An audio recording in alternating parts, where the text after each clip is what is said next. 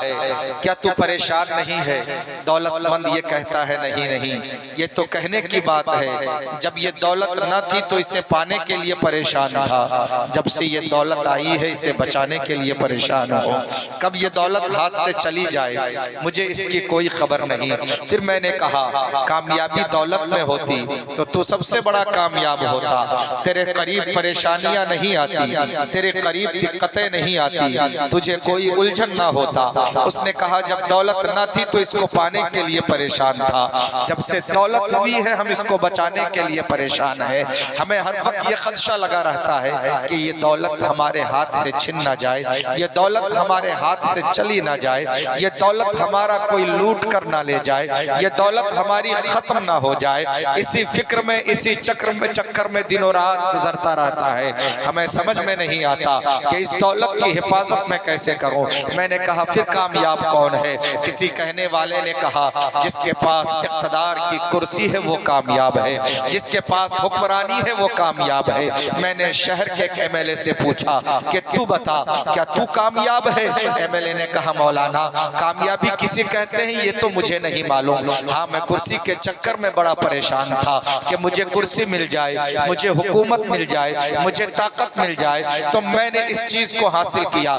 جب کرسی ملی نہیں تھی اس کو پانے کے لیے پریشان تھا، اور جب سے کرسی ملی ہے میں اسے بچانے کے لیے پریشان ہوں۔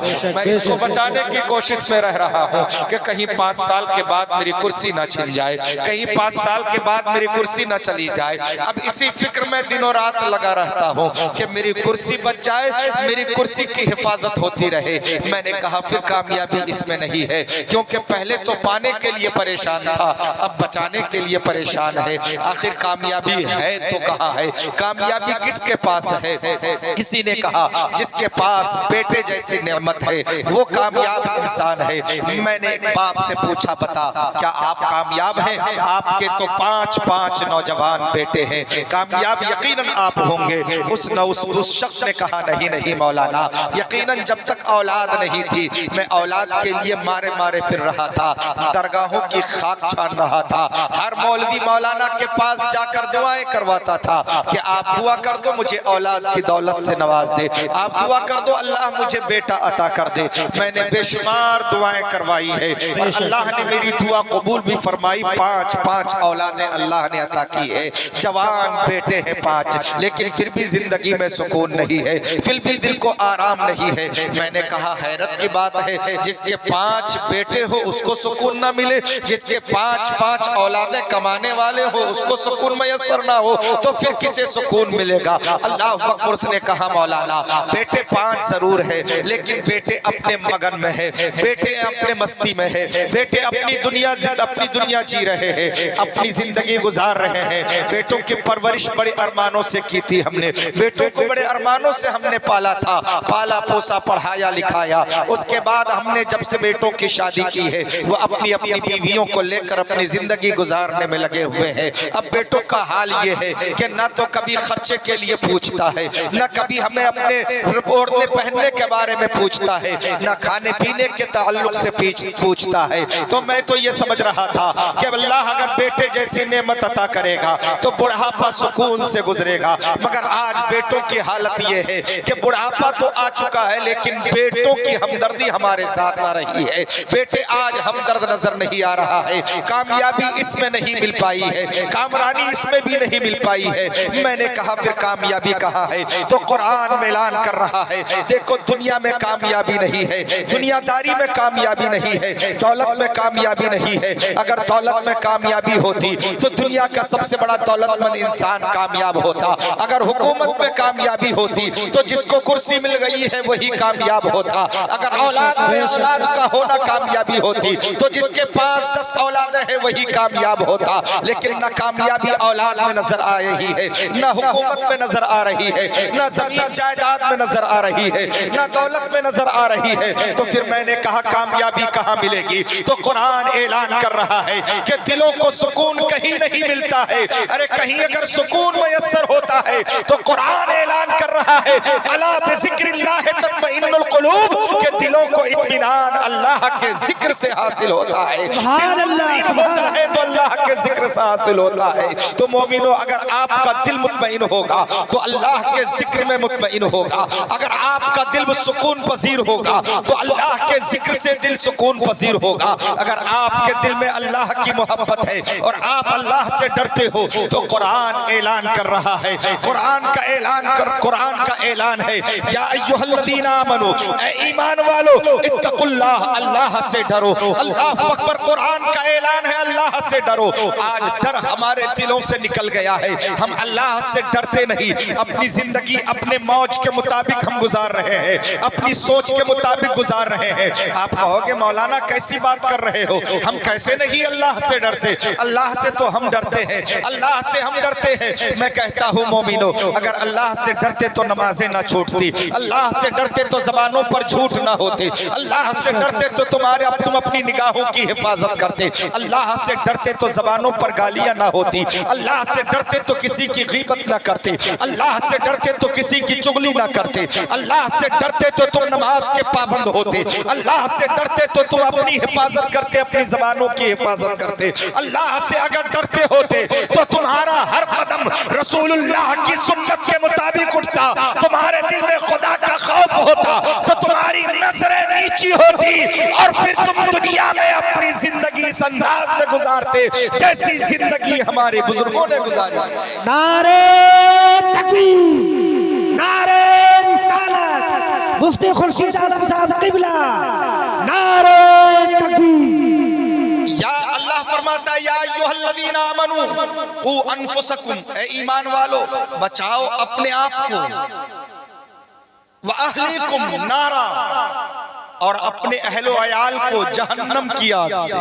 اللہ اکبر، قرآن کا اعلان دیکھو پیارے، کس طرح قرآن اپنے ماننے والوں کو یہ پیغام سنا رہا ہے، رب کا کلام تک پہنچایا گیا ہے۔ اللہ اکبر، اے ایمان والو بچاؤ اپنے آپ کو، اللہ کا کلام اعلان کر رہا ہے، اپنے آپ کو بھی بچاؤ اور اپنے اہل و عیال کو بھی جہنم کی آگ سے بچاؤ۔ اب ہمیں اس بات کی فکر ہونی چاہیے کہ نہیں چاہیے کہ ہم اپنے آپ کو بھی جہنم سے بچائیں اور اپنے اہل و عیال کو بھی جہنم سے بچائیں۔ کیسے بچیں گے ہم جہنم سے؟ کس طرح ہم محفوظ رہیں گے جہنم سے؟ کس طرح ہم بچیں گے جہنم سے؟ تو قرآن یہیں پر ہمیں یہ بتا رہا ہے، اقیموا الصلاۃ، نماز قائم کرو۔ جب تم نماز قائم کرو گے تو اللہ تمہیں جہنم سے محفوظ رکھے گا۔ ہم اپنے آپ پر جامن میں دھانک کر دیکھیں کتنی نمازیں ہم آج ادا کر رہے ہیں، ہماری نمازیں کتنی ادا ہو رہی ہے۔ دنیا کے ہر کام کے لیے آج ہمیں فرصت ہے، لیکن نمازوں کے لیے آج ہم فرصت نہیں نکال پا رہے ہیں۔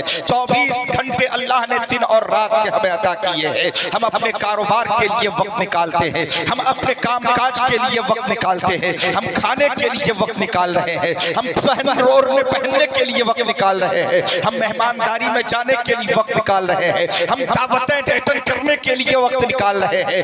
دنیا کے ہر کام کے لیے وقت ہے ہمارے پاس، لیکن افسوس اس وقت ہوتا ہے جب دن میں 5 وقت ہم اپنا نماز کے لیے نہیں نکال پاتے۔ ارے کتنا وقت لگ جاتا ہے نماز میں، ایک نماز کے لیے آپ 10 منٹ کا وقت نکال لو، دن بھر میں 5 نمازیں ہمارے اوپر فرض ہوئی ہے، اگر 10-10 منٹ کا وقت نمازوں کے لیے آپ نکالیں گے تو پورے 24 گھنٹے میں سے صرف 50 منٹ یا 1 گھنٹہ ہمیں درکار ہے نماز کے لیے، اللہ کی عبادت کے لیے۔ وہ رب جس نے ہمیں پیدا کیا ہے، وہ رب جس نے ہمیں ہر طریقے کی نعمتوں سے نوازا ہے، وہ رب ہمیں جو طرح طرح انواع و اقسام کی غذائیں عطا فرما رہا ہے، رہنے کے لیے جس نے مکان عطا کیا، پہننے کے لیے جس نے ہمیں کپڑے دیے، چلنے کے لیے جس نے ہمیں پیر عطا کیا، بولنے کے لیے جس نے ہمیں زبان عطا کی، دیکھنے کے لیے جس نے ہمیں قوت بصارت عطا فرمائی ہے، وہ رب جو ہر طریقے کی نعمتوں سے نوازا ہے، اس رب کی بندگی کے لیے اگر 24 گھنٹے میں ہم 1 گھنٹہ نہ نکال سکے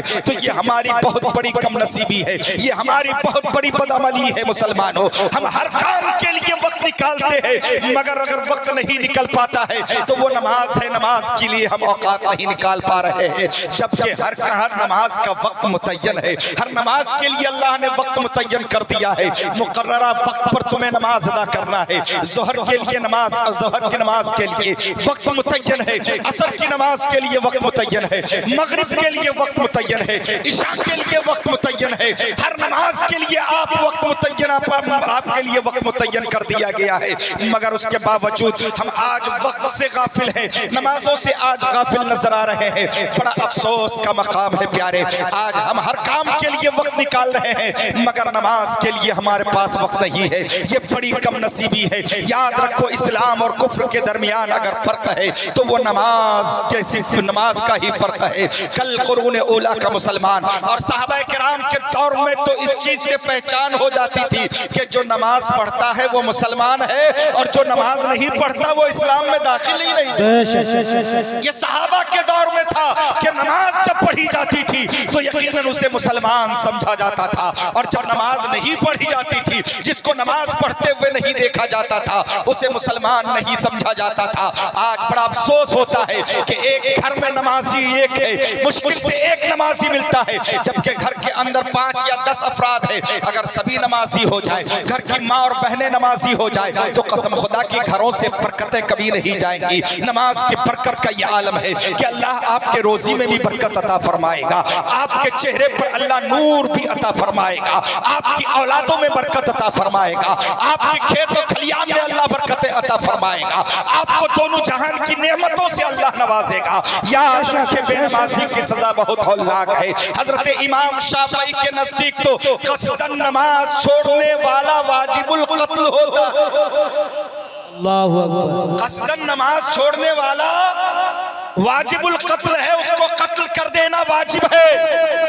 اور یاد رکھو، اسلام اور کفر کے درمیان حد فاصل، خط امتیاز کھینچنے کے لیے یہ نماز ہی ہے کہ نماز ایک ایسی عبادت ہے کہ اللہ نے ہر مسلمان مرد ہو یا عورت سب پر فرض قرار دیا ہے۔ سبحان اللہ۔ آج ہم ہلکے میں لیتے ہیں، ارے نماز ہی تو ہے، پڑھ لیں گے۔ نماز کی ذرا برابر فکر نہیں ہوتی ہے۔ یاد کرو مسلمانوں، یہ نماز کہاں سے ملی، کیسے ملی؟ تو یہ علماء آپ کو بتائیں گے کہ نماز یہ مصطفیٰ جان رحمت صلی اللہ علیہ وسلم نے تحفے میں اپنی امت کو عطا فرمایا ہے، اور یہ تحفہ اللہ نے اپنے محبوب کو معراج کی شب عطا فرمایا۔ وہ معراج کی شب، ابھی رجب المرجب کا مہینہ ہمارے درمیان سے گزرا ہے، اسی رجب کے مہینے کی 27ویں شب میں اللہ نے اپنے محبوب کو اپنے پاس بلایا تھا۔ معراج ہوئی رسول کو، اور رسول حضرت جبریل امی کے ساتھ چلے ہیں، رب سے ملاقات ہوئی ہے، اور رب نے اپنی ملاقات میں اپنے محبوب کو نماز کا تحفہ دیا تھا۔ اللہ اکبر مسلمانوں، غور کرنا، کتنی نمازیں اللہ نے دی تھی؟ 50 وقت کی نمازیں اللہ نے اپنے محبوب کو عطا فرمائی۔ اے محبوب، میرے پاس آئے ہو، مجھ سے ملاقات ہوئی، یہ 50 وقت کی نماز اپنی امت کے لیے لے کر جاؤ۔ رسول 50 وقت کی نماز لے کر چلے ہیں۔ اللہ اکبر، واپسی میں حضرت موسیٰ سے ملاقات ہوئی ہے۔ حضرت موسیٰ نے فرمایا، یا رسول اللہ، کیا تحفہ لے کر آئے؟ اللہ کے رسول نے فرمایا 50 وقت کی نماز۔ حضرت موسیٰ نے فرمایا تھا، اے رسول اللہ صلی اللہ علیہ وسلم، میری امت طاقت بھر تھی لیکن اس کے باوجود وہ نماز مکمل ادا نہیں کر پاتی تھی۔ 50 وقت کی نماز تو بہت ہے، جائیں واپس جائیں، اسے کم کروا کر لائیں، آپ کی امت کمزور ہوگی۔ رسول واپس ہو گئے، رب کی بارگاہ میں پہنچے، عرض کرنے لگے، میرے پروردگار، 50 وقت کی نماز میرے امت پر گرا گزرے گی، امت کمزور ہوگی، اس میں کم کر دیا جائے۔ رب نے 5 وقت کی کم کر دی، محبوب 45 وقت لے کر جاؤ۔ رسول دوبارہ لوٹے، اللہ اکبر، لیکن حضرت موسیٰ نے پھر فرمایا، یا رسول اللہ، اب بھی بہت زیادہ ہے، کم کروائیے۔ اسی طرح آقا 9 بار گئے، 45 وقت کی معاف ہو گئی، 5 وقت کی رہ گئی، مگر جب محبوب چلے ہیں 5 وقت کی نماز لے کر تو رب نے فرمایا، محبوب، میں نے 50 وقت کی نماز دی تھی، اب 5 رہ گئی ہے، لیکن جو میں نے دے دیا سو دے دیا، آپ کی امت 5 وقت کی نماز ادا کرے گی تو میں نقطہ بڑھا کر 50 وقت کا ثواب عطا کروں۔ نعرہ تکبیر، نعرہ رسالت، مفتی خورشید عالم صاحب قبلہ، فیضان بابو حضور، نعرہ تکبیر۔ 5 وقت کی پڑھو، 50 वक्त की नमाजों का सवाब अल्लाह अता फरमाता है। अल्लाह अकबर मुसलमानों, है कहीं ऐसी बेनिफिट, किसी काम में इतना बेनिफिट है? आज लोग बेनिफिट की तरफ बहुत भागते हैं, जहां माल ज्यादा मिले उसी तरफ बहुत भागते हैं। आज अगर कोई ऑफर निकाल दे रिचार्ज का कि 200 रुपए के रिचार्ज में 3 महीने का ऑफर दिया जा रहा है, तो लोग रिचार्ज वाली दुकान पर जाकर लाइन लगा देंगे, खड़े हो जाएंगे, क्यों? ऑफर मिल रहा है। ए अल्लाह के बंदो, जरा गौर करो, तुम 5 वक्त अगर मेहनत कर रहे हो तो अल्लाह 5 का नहीं बल्कि 50 वक्त नमाजों का सवाब अता फरमा रहा है। लेकिन उसके बावजूद गफलत का ये आलम है कि हमें नमाजों से सुस्ती होती है, नमाजों से हम दूर है, नमाजें हमारी अदा नहीं हो पा रही है। बड़े अफसोस का मकाम है, नमाजों से दूर है। मोमिनो, नमाज पढ़ा करो, नमाज चेहरे पर नूर लाता है, नमाज से उम्र में बरकतें आती है, नमाज से घर से, नमाज की वजह से घर से नहूसत दूर होती है, नमाज की वजह से अल्लाह तंदुरुस्ती अता फरमाता है, नमाज मुश्किलात को दूर कर देता है। आओ कुरान से पूछे, ए कुरान बता नमाज पढ़ने से कितने फायदे हैं? तो कुरान का ऐलान है, इन्नस्सलात तन्हा अनिल फहशाई वल मुनकर, बेशक नमाज बेहयाई और बुरी बातों से रोकती है, मना करती है। सुभान अल्लाह, सुभान अल्लाह, बहुत खूब। नमाज बेहयाई से रोकती है, बुराइयों से रोकती है। अब अगर कोई बेहयाई में मुलव्विस हो, कोई बुराइयों में मुलव्विस हो, जिससे बुरे काम न छूटते हो, बेहयाइयां न छूटती हो, आओ मैं उसको दावत फिक्र दे रहा हूँ। खुदा का कलाम तुझे पुकार पुकार कर कह रहा है, अगर तुझसे बेहयाइयां नहीं छूट रही है, तुझसे बुराइयां नहीं छूट रही है, तो आओ नमाज के पाबंद हो जाओ। और नमाज का ये ऐलान है, इन्नस्सलात तन्हा अनिल फहशाई वल मुनकर, बेशक नमाज बेहयाई से रोकती है, नमाज बुराइयों से रोकती है। अल्लाह अकबर मुसलमानों, कितना बड़ा फायदा है। नमाज इंसान को बेहया होने नहीं देता, नमाज इंसान को बुरा होने नहीं देता, नमाज इंसान को बेहयाइयों से महफूज रखता है। तुम अगर चाहते हो कि बेहयाइयों से बच जाओ तो नमाज की पाबंदी करो, तुम बेहयाइयों से बच जाओगे। नमाज की पाबंदी करो, बदज़बानी से महफूज रहोगे। नमाज की पाबंदी करो, कब्र में मर जाओगे, कब्र में नूर बनकर नमाज हाजिर हो जाएगा। अल्लाह अकबर मुसलमानों, कब्र में नमाज नूर बनकर आएगा और कब्र से लेकर हश्र तक नमाज तुम्हारी हिफाजत फरमाता हुआ नजर आएगा। बेनमाजी की सजा बेशुमार है। अल्लाह अकबर, नमाज का हुक्म अल्लाह ने कुरान पाक में 1-2 बार नहीं, तकरीबन 750 मकामात में कुरान पाक में नमाज के ताल्लुक से हुक्म नाजिल फरमाया है। मोमिनो, नमाज अदा किया करो। मगर आज अफसोस है, नमाजों से दूर है। आज हम नमाज कम अदा करते हैं, मगर दुनियावी फजूल कामों के तरफ हमारा रुझान ज्यादा है। आज हम शख्सियत परस्ती में बहुत ज्यादा मुब्तला हो गए। नमाज एक वक्त की नहीं पढ़ेंगे, मगर पीर का दामन साहब नहीं छोड़ेंगे। नमाज एक वक्त की अदा नहीं होती है, ये मेरा पीर है, ये तेरा पीर है, वो कहेगा मेरा पीर अच्छा, वो कहेगा मेरा पीर अच्छा।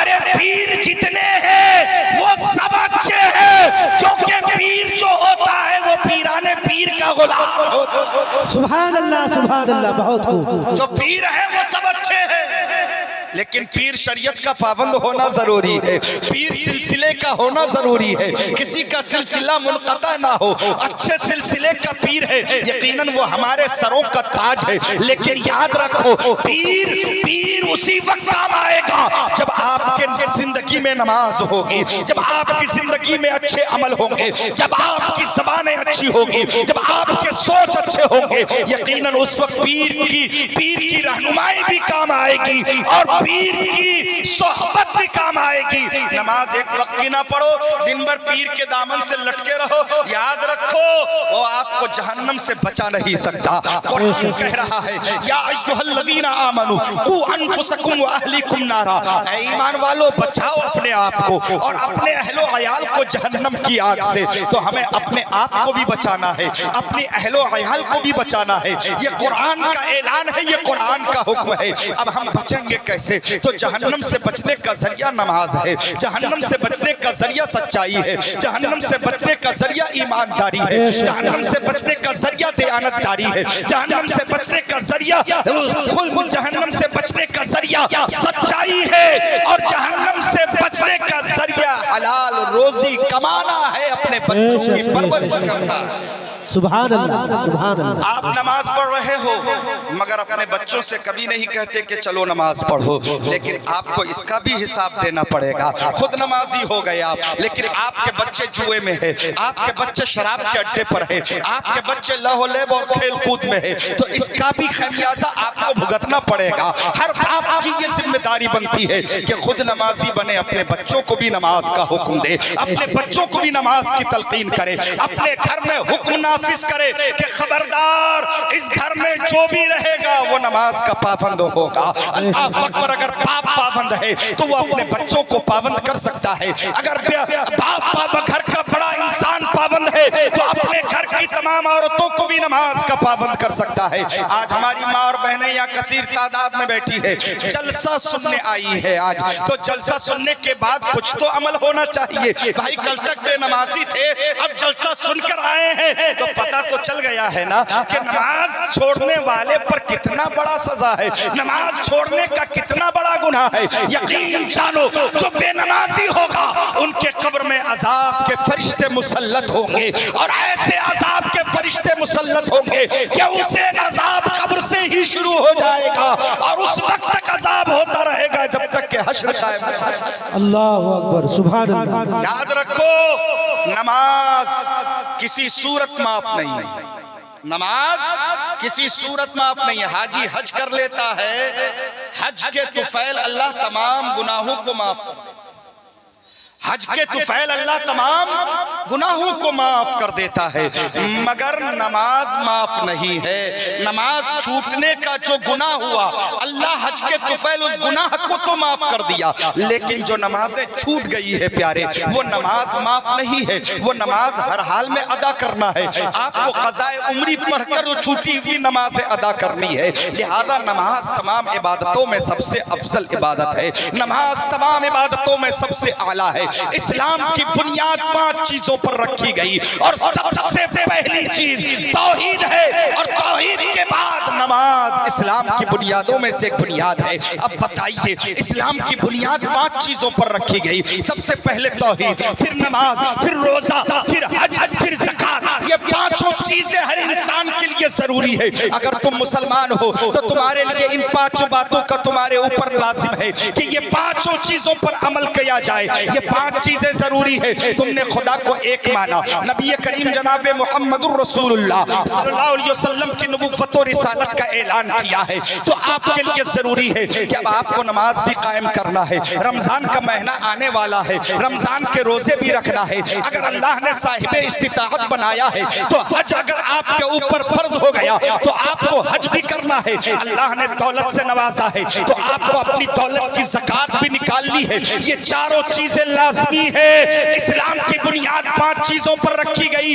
وہ میرے بھائی سوچے، اپنے دل پر ہاتھ رکھے، جو نماز نہیں پڑھتا بتاؤ اس کی بنیاد کمزور ہے کہ نہیں ہے؟ اللہ اکبر، جو روزہ نہیں رکھتا بتاؤ اس کی بنیاد کمزور ہے کہ نہیں ہے؟ جو زکوٰۃ نہیں دیتا بتاؤ اس کی بنیاد کمزور ہے کہ نہیں ہے؟ اگر بنیاد کمزور ہوگی تو بتاؤ کیا اس پر بلڈنگ تعمیر ہو سکتی ہے؟ کیا اس پر بلڈنگ تعمیر ہو سکتی ہے؟ کیا اس پر چھت رک سکتا ہے؟ حضرات محترم، یہ بنیاد ہے، اس کو مضبوط کرو گے تو یقیناً کسی پیر کامل کے ہاتھ میں ہاتھ دو گے اس کا فیض تمہیں ملے گا۔ سبحان اللہ سبحان اللہ۔ نعرہ تکبیر، نعرہ رسالت، مفتی خورشید عالم صاحب قبلہ، فیضان بابو حضور۔ جب بنیاد کمزور ہے تو دیواریں مضبوط نہیں ہو سکتی، بنیاد کمزور ہے تو دیواریں مضبوط نہیں ہو سکتی۔ کمزور بنیاد پر کوئی عقل مند چھت نہیں ڈالتا، کمزور بنیاد پر کوئی بھی عقل مند چھت نہیں ڈالتا۔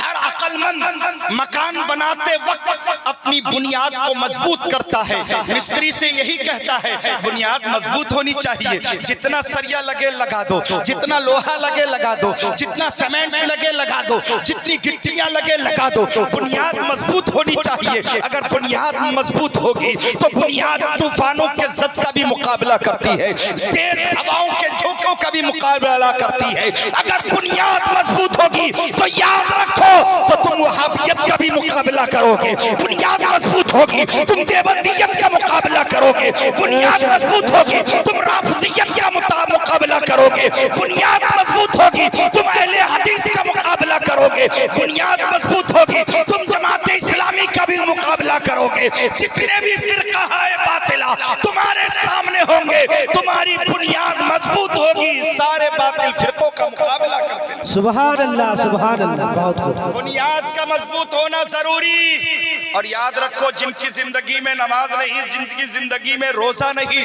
جن کی زندگی میں زکوٰۃ نہیں، تو یاد رکھنا وہ صرف نام کا مسلمان ہے، نام کا. اس کی بنیادیں کھوکھلی ہے، بنیادیں کھوکھلی ہے. کل میدان محشر میں آپ سے یہ نہیں پوچھا جائے گا بتا تیرا پیر کون تھا، بتا تو نے کتنے مزارات پر حاضری دی، بتا تو نے اعلیٰ حضرت کے ہاں حاضری دی یا نہیں دی، چادر چڑھایا یا نہیں چڑھایا، غریب نواز کے ہاں گیا یا نہیں گیا، غریب نواز کے مزار پر چادر چڑھائی یا نہ چڑھائی. یہ تم سے میدان محشر میں پوچھا نہیں جائے گا. ہاں ہاں، یہ علماء کرام موجود ہے. بریلی کا پیغام سنو. بریلی یہ کہتا ہے کچھ پوچھا جائے یا نہ جائے، مگر میدان محشر میں سب سے پہلے اگر کوئی سوال ہوگا تو نماز کے تعلق. نعرے تکبیر، نعرے رسالت، مسلک اعلی حضرت، نعرے تکبیر. روز محشر کے جاگداز بود اولی پرشش نماز بود کہ روز محشر کے دن سب سے پہلا سوال اگر ہوگا تو وہ کس کے تعلق سے ہوگا؟ وہ نماز کے تعلق سے ہوگا. میری اماں اور بہنیں کثیر تعداد میں بیٹھی ہے، وہ بھی سنیں کہ آج بچوں کی جھنجٹ میں نمازیں چھوڑتی ہے اور دنیاوی کام کاج کی جھنجٹ میں نماز چھوڑتی ہے. کل میدان محشر میں حساب کا دن ہوگا، عورت کھڑی ہوگی سامنے رب کے حضور اور سوال ہوگا بتا تو نے نماز کیوں نہیں پڑھی تھی، بتا تو نے نمازیں کیوں نہیں ادا کی تھی. تو عورت کھڑی ہو کر کہے گی یا اللہ میرا شوہر ظالم تھا، میں اپنے شوہر کے کام کاج میں اس قدر غرق ہو گئی تھی کہ مجھے نماز کے لیے فرصت نہیں ملتی تھی. بچوں کی تعداد اتنی تھی، بچوں کی پرورش میں میں ملوث تھی، اس لیے نمازیں وقت پر ادا نہیں ہو پاتی تھی. اللہ وقت پر مسلمانوں تو اللہ فرمائے گا جاؤ اس کے مقابلے میں اس عورت کو لے کر آؤ. کس کو لے کر آؤ؟ فرعون کی بیوی آسیہ کو لا کر کھڑے کر دو. اللہ اکبر. رب کے حضور فرعون کی بیوی حضرت آسیہ کو لا کر کھڑا کیا جائے گا. اللہ اکبر. رب پوچھے گا بتا تو نے نماز کیسے ادا کی ہے؟ اللہ رب اس عورت سے کہے گا دیکھ یہ بھی ایک عورت ہے، کیا تیرا شوہر اس کے شوہر سے زیادہ ظالم تھا؟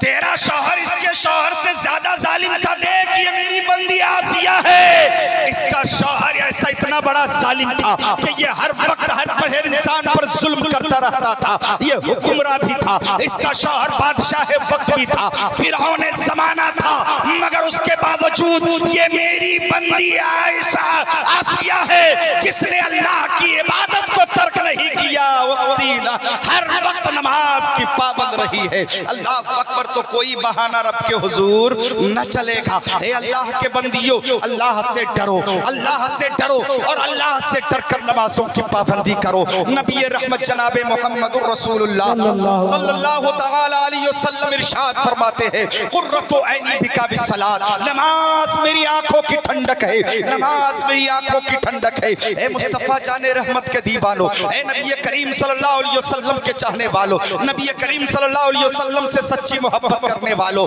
دل پر ہاتھ رکھ کر بتاؤ. اب اگر میں بھی مجمع میں سے کہوں بتاؤ کتنے لوگ ہیں جو نبی کے نام پر جان دیں گے، کتنے لوگ ہیں جو نبی کے نام پر قربانی دیں گے، کتنے لوگ ہیں جو نبی کے نام پر اپنی جانیں قربانے کو تیار ہے. اللہ اکبر. کوئی ہاتھ نیچے نہ ہوگا، سارے ہاتھ اوپر اٹھ جائیں گے اور ہر ایک کہے گا ہم نبی کے نام پر جان دینے کے لیے تیار ہے، نبی کے نام پر جان قربان کر دیں گے. مگر مومنو میں آج جان مانگنے کے لیے آپ کے درمیان نہیں آیا ہوں. اگر آپ سچے عاشق ہو، اگر نبی سے سچی محبت کرتے ہو، نبی کونین جناب محمد الرسول اللہ صلی اللہ علیہ وسلم سے سچا عشق ہے تو نبی نے فرمایا نماز میری آنکھوں کی ٹھنڈک ہے. جو نماز ادا کرتا ہے وہ مصطفیٰ کی آنکھوں کو ٹھنڈک پہنچاتا ہے. نعرے تکبیر، نعرے رسالت. مفتی خورشید عالم صاحب قبلہ، شہزادہ بابو حضور، نوری کانفرنس. مصطفیٰ کے آنکھوں کی ٹھنڈک ہے پیارے. اور آج بڑا افسوس کا مقام, ایک طرف نبی سے محبت کا دعویٰ, ایک طرف دعوے میں ہم اتنے پکے نظر آتے ہیں کہ نبی کے نام پر جان دے دیں گے, مگر نبی کا قول, نبی کا فرمان, نبی کے آنکھوں کی ٹھنڈک اور مصطفیٰ جان رحمت نے جس چیز سے محبت کی ان چیزوں سے دوری, کیا یہ محبت ہے؟ کیا یہ محبت ہے؟ آپ اپنے دل پر ہاتھ رکھ کر بتائیے, کیا یہ محبت ہے کہ نمازوں سے دور رہا جائے؟ جس کو مصطفیٰ نے اپنے آنکھوں کی ٹھنڈک قرار دیا, جس کو مصطفیٰ نے جس چیز سے محبت فرمائی, اگر ہم ان چیزوں سے محبت نہ کر سکے تو ہماری زندگی تو بیکار ہے یار. آج محبت ہمیں دنیا داری سے ہو گئی ہے, محبت ہمیں دنیاوی چیزوں سے ہو گئی ہے, دنیاوی چکا چون میں کھو گئے ہم, دنیاوی عیش میں کھو گئے ہم, آج دنیاوی کلچر میں اس قدر غرق ہو گئے ہم کہ آج ہمارا تہذیب ہمارے پاس نہ رہا, ہماری ثقافت ہمارے پاس نہ رہی, ہمارا طور طریقہ ہمارے پاس نہ رہا, ہمارے چال چلن ہمارے پاس نہ رہے. جو ہمارا ہمارے اسلاف نے زندگی گزاری ہے وہ زندگی آج ہمارے پاس نہ رہی. ہم نے کردار کس نے اپنایا ہے, کردار کس کا اپنایا ہے؟ جو دشمن ہے اسلام کا, جو کفر و شرک میں مبتلا ہو کر اسلام دشمنی کو پال رہا ہے, اسی کا طریقہ آج اپنا کر ہم زندگی گزار رہے ہیں. یہ مغربی تہذیب والے, یہ مغربی طور طریقے والوں نے اپنا طریقہ چھوڑا اور یہود و نصارہ کا طریقہ آج ہم اپنائے ہوئے ہیں. آپ کہو گے مولانا کیسے؟ تو میں بتا دوں آپ کو, آج جو پہناوا ہمارا ہے یہی بھی یہود و نصارہ کا پہناوا ہے, جس کو ہم آج خوشی خوشی اپنائے ہوئے ہیں. آج جو کھانے پینے کا رواج اور چلن چل چکا ہے کہ لوگ کھڑے کھڑے دھڑلے سے کھا رہے ہیں, کھڑے کھڑے پی رہے ہیں, اور افسوس اس وقت ہوتا ہے کہ ہمارا نوجوان ٹائٹ پینٹ پہن کر کھڑے کھڑے پیشاب کرتا نظر آ رہا ہے. اے مصطفیٰ جان رحمت کے دیوانو, کیا یہ تمہارا کردار تھا؟ کیا یہ تمہارا کلچر تھا؟ کیا یہ تمہارا کیریکٹر تھا؟ کیا یہ تمہاری ثقافت تھی؟ نہیں نہیں, یہ مدینے کے تاجدار کے غلاموں, مصطفیٰ کا طریقہ اپناؤ, مدنی طریقہ اپناؤ. نبی نے فرمایا جب چلو تو نگاہیں نیچی کر کے چلا کرو, جب کھاؤ تو بیٹھ کر کھانا کھایا کرو, جب پانی پیو تو بیٹھ کر پانی پیو, اور ایک سانس میں نہیں بلکہ 3 سانس میں پانی پیا کرو. یہ میرے مصطفیٰ نے طریقہ دیا ہے, زندگی گزارنے کا وصول دیا ہے, زندگی گزارنے کا طریقہ عطا فرمایا ہے. لیکن آج بڑا افسوس کا مقام ہے کہ نہ ہمارے پاس طریقہ رہا, نہ ہمارے پاس تمدن رہا, نہ ہمارے پاس مصطفیٰ جان رحمت صلی اللہ علیہ وسلم کے طریقے کے مطابق زندگی گزارنے کا جذبہ رہا. ہم جلسوں میں تو شریک ہو جاتے ہیں, رات بھر جلسہ تو سن لیتے ہیں, مگر عمل نام کی چیز ذرہ برابر بھی نظر نہیں آتی.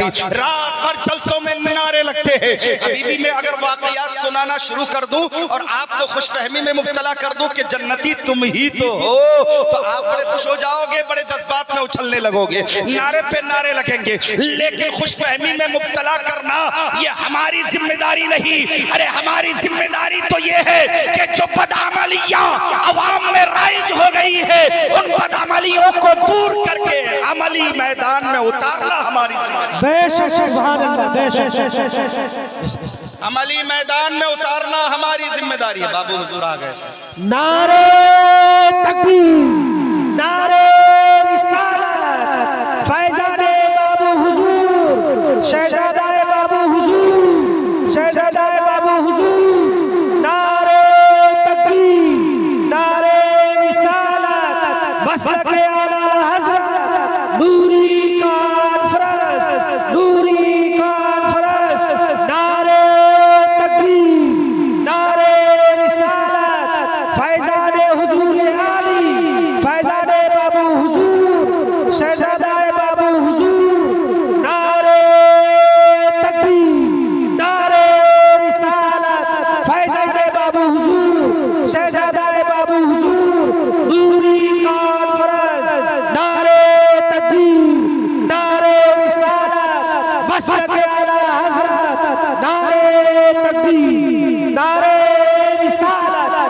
نعرے تکبیر, نعرے رسالت, فیضان بابو حضور. بیٹھ جائیے, تشریف رکھیے.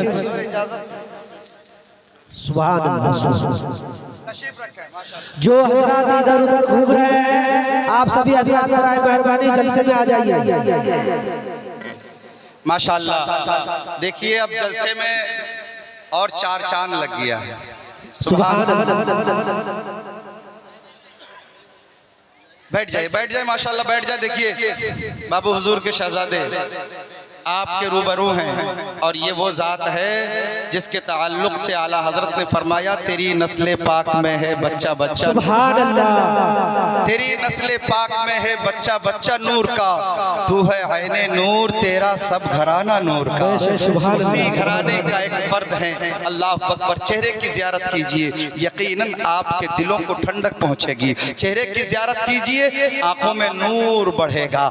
یہ آل رسول ہیں, ان کو دیکھنا ثواب ہے, اور آل رسول ہونے کے ساتھ ساتھ عالم باعمل بھی ہے. سبحان اللہ. اور سونے پر سہاگا, نور علی نور ہے. سبحان اللہ. نور ہے. ایک نور تو ایک خاندانی نور ہے, لیکن جو علم کا نور سینے پہ آ جائے تو پھر نور علی نور ہو جائے. سبحان اللہ. تو اسی نوری گھرانے کا فرد ہے. آپ بیٹھیں اور اپنے دل و دماغ کو میرے طرف ذرا سی توجہ دیں کہ آج ہم نمازوں سے کتنی دور ہے. نماز آج ہماری زندگی میں نہیں ہے. ہم روپے رقم خرچ کر کے اور سارے کام کر لیتے ہیں. یہ بتائیے, نماز پڑھنے آتے ہیں, کبھی امام صاحب نے آپ سے روپیہ مانگا, کبھی آپ امام صاحب سے آپ سے امام صاحب نے کبھی دولت کا مطالبہ کیا؟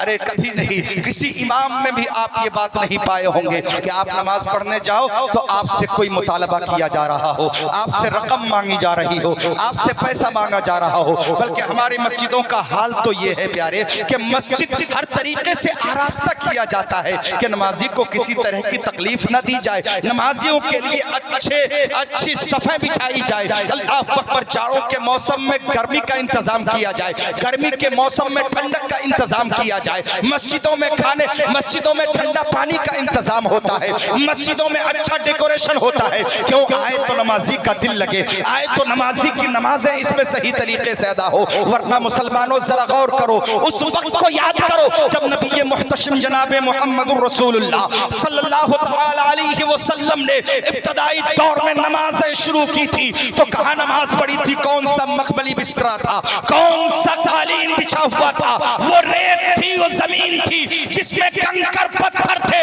اسی کنکر اور پتھر پر سجدے کر کے نبی نے یہ امانت اپنی امت کے حوالے کی ہے. اللہ اکبر. معراج کی شب یہ تحفہ لے کر آئے مصطفیٰ, اور مصطفیٰ نے اپنے غلاموں کو عطا فرمایا اور ساتھ میں یہ بھی بتا دیا کہ میری معراج رب کے حضور جانا ہے تو میری امت کی معراج نماز میں ہے. سبحان اللہ. تو معراج